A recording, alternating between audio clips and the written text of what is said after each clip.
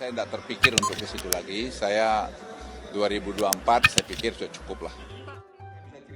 Syederalun, Wakil Ketua Umum Nasdem Ahmad Ali sempat menyebut Menteri Koordinator Bidang Maritim Luhut Binsar Panjaitan sebagai salah satu kandidat cawapres Anies Baswedan. Terkait hal tersebut, Luhut mengatakan tidak tertarik untuk maju dalam pemilu 2024. Luhut menegaskan bahwa apabila ada yang menawarinya untuk maju di Pilpres 2024, dirinya akan menolak tawaran tersebut. Sebelumnya, seperti diberitakan, Ahmad Ali menyebut sejumlah nama yang berpotensi menjadi cawapres Anies Baswedan. Nama-nama tersebut diantaranya Panglima TNI Jenderal Andika Perkasa, Gubernur Jawa Timur Khofifah Indar Parawansa, serta Menko Maritim Luhut Panjaitan. Secara pribadi, Ahmad Ali bahkan lebih mendukung Luhut untuk berpasangan dengan Anies di Pilpres mendatang.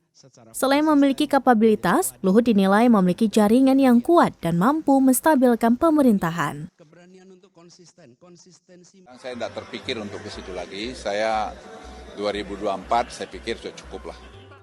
This is a mystery of life. Kita jangan pernah meremehkan orang. Jangan pernah. Ayah saya itu hanya supir bus.